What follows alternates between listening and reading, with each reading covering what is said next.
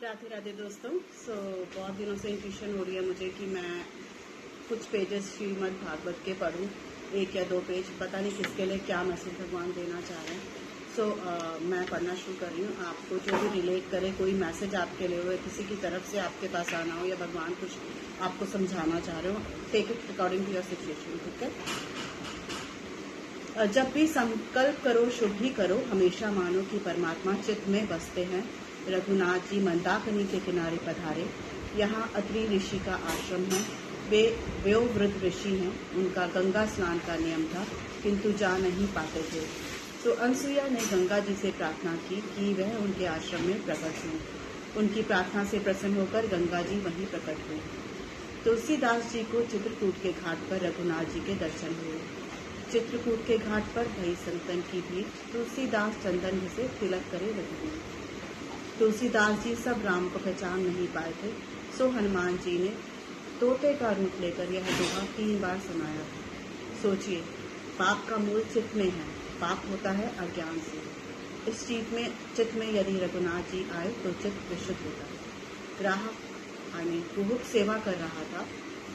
राम के आगमन का समाचार भील, किरात आदि लोगों में फैल गया। रामचंद्र जी के दर्शन करने के लिए सभी आने लगे।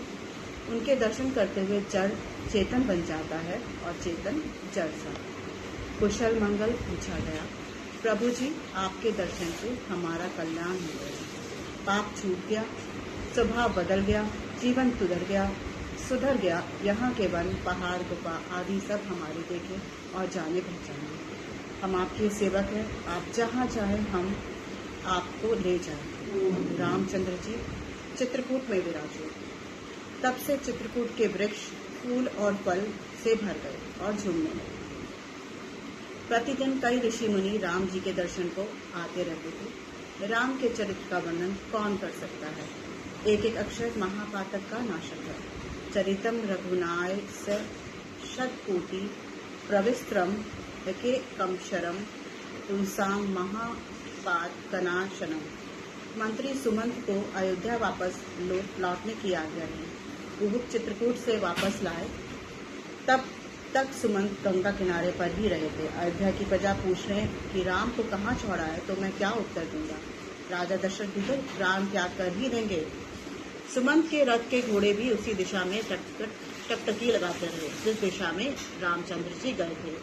वे भी समझते हैं कि हमें छोड़कर हमारे स्वामी उस ओर कहीं चल दिए हैं। उन्होंने खाना पीना भी छोड़ दिया। जिनके वियोग में पशु तक इतने दुखी हो गए, उनके माता पिता की व्याकुलता का